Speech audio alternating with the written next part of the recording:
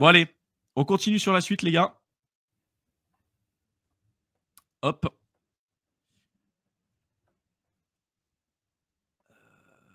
Ouais, il y avait 2-3 news que je voulais vous présenter aussi rapidement, hein, mais au niveau de la SEC, le débat sur l'avenir des actifs numériques, cet article, il est vraiment pas mal parce qu'on voit qu'il y a un vrai éclaircissement. Je sais pas si ça se dit, un vrai éclairage sur la partie.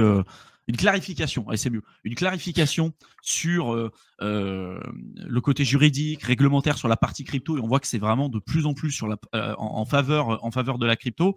Et là, justement, là-dedans, il y aurait des mandats qui seraient octroyés pour ceux qui font des 401k, d'accord? C'est les fonds retraite, les fonds de pension retraite aux États-Unis, qui pourraient bientôt s'ouvrir à la partie crypto. Et là, pareil, il y a beaucoup d'argent sur les 401k. Donc ça aussi, pour moi, c'est très positif. Pour parler sur la partie Trump, alors il y a un article qui a été fait par Ray Dalio que je ne vais pas revoir ici parce qu'il est long. Enfin, pas forcément ultra long, mais en tout cas, il est assez complexe et ça serait trop long pour vous le présenter ici, mais qui résume très bien la situation. Ray Dalio, donc c'est le fondateur de Bridgewater, quelqu'un vraiment de top d'un point de vue macro et tout, multimilliardaire. Bref, je pense que vous le connaissez tous. Et son article, il est vraiment pas mal. Donc ça vous redonnera un état des lieux globalement sur les interactions entre les différents pays, les frais de douane, qu'est-ce que ça implique sur les marchés financiers, pourquoi les obligations montent. Enfin bref, il y a pas mal d'infos. Et donc évidemment, là, il y a pas mal de questions sur ce que fait Trump avec les annonces qui ont été faites. Hein. On a aujourd'hui les tarifs réciproques qui ont été annoncés, avec là ici le listing et le détail. Donc 34% pour la Chine, 20% pour l'Europe, etc. Suisse 31%, Vietnam 46%, etc.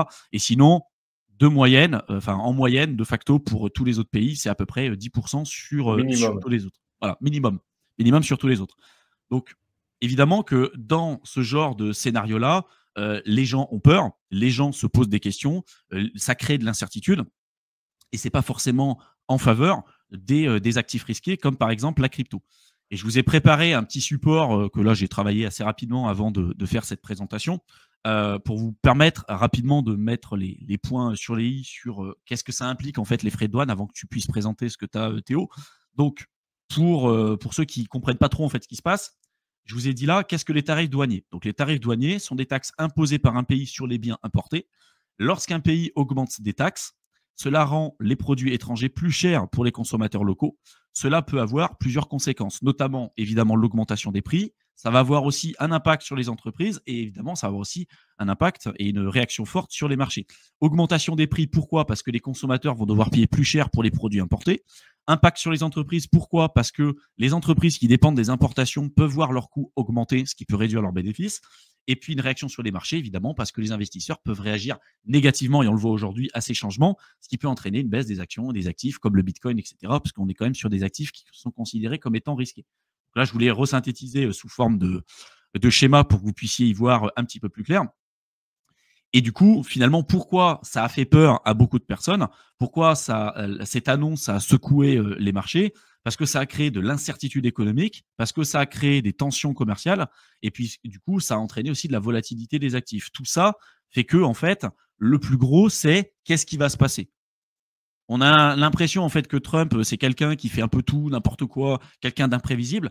Moi, je pense que c'est pas quelqu'un qui est aussi débile que ce qu'on veut bien le faire paraître sur pas mal de médias et de réseaux. Et je pense que ce qu'il fait là, c'est mesuré, c'est réfléchi. Et s'il fait ça, c'est pas pour rien. Voilà. C'est peut-être pas le mec le plus intelligent du monde, mais je pense pas qu'il soit conseillé n'importe comment. Et a priori, si c'était déjà quelqu'un multimilliardaire avant d'être dans la partie purement présidentielle, il a quand même quelques notions sur la point de vue macro, économie ou ce qu'on veut.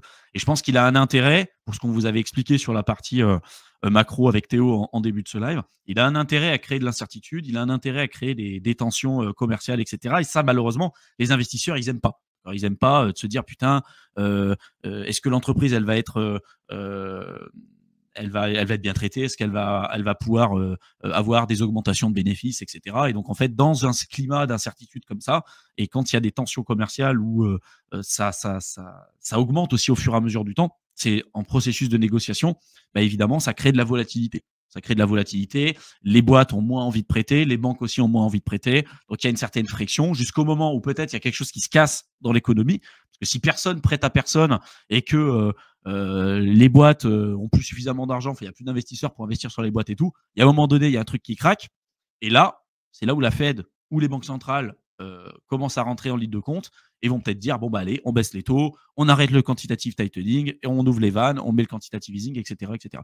Donc voilà un petit peu pour résumer la situation sur les tarifs et sur les importations et sur les douanes. Je ne sais pas si tu voulais rebondir un petit peu là-dessus, Théo, sur la Oui, partie. mais après, moi, je n'ai pas forcément plus d'éléments, c'est juste des choses qui m'ont fait rire, que j'ai vues.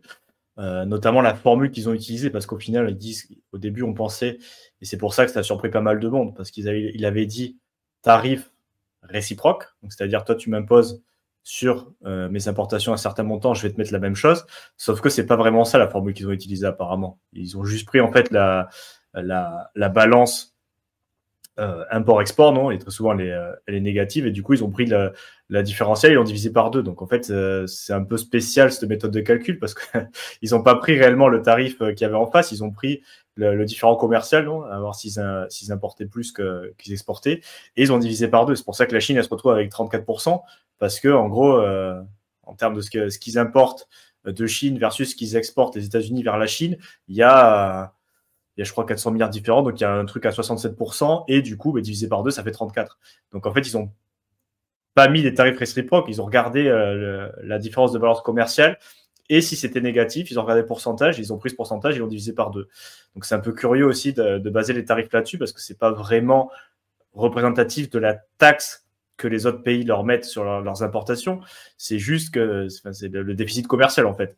Donc c'est un peu curieux.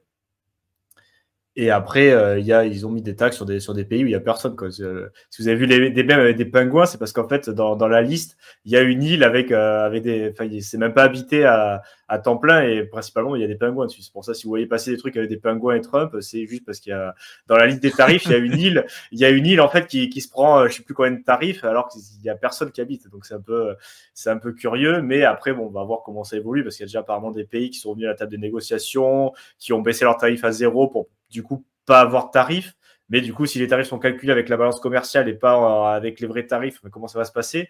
Donc il y a aussi, attendez-vous, un peu de volatilité, parce que là il a fait son annonce, et maintenant les gens vont réagir, hein. Il y en a qui vont essayer de négocier, il y en a qui vont dire non mais on va mettre plus de tarifs. Bon, on va voir comment ça se passe, mais dans tous les cas il y a eu le copier dans la fourmilière, et maintenant on va voir comment ça va se stabiliser.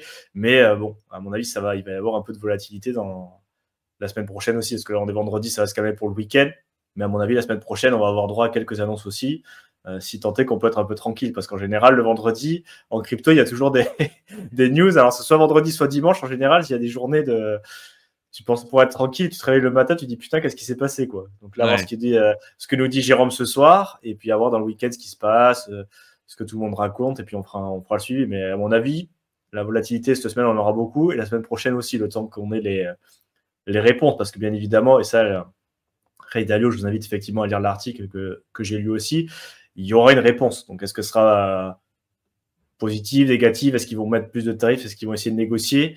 Ça, c'est le prochain épisode de la saga qu'on va suivre dans les prochains jours, quoi. Donc, à voir. Beaucoup d'incertitudes.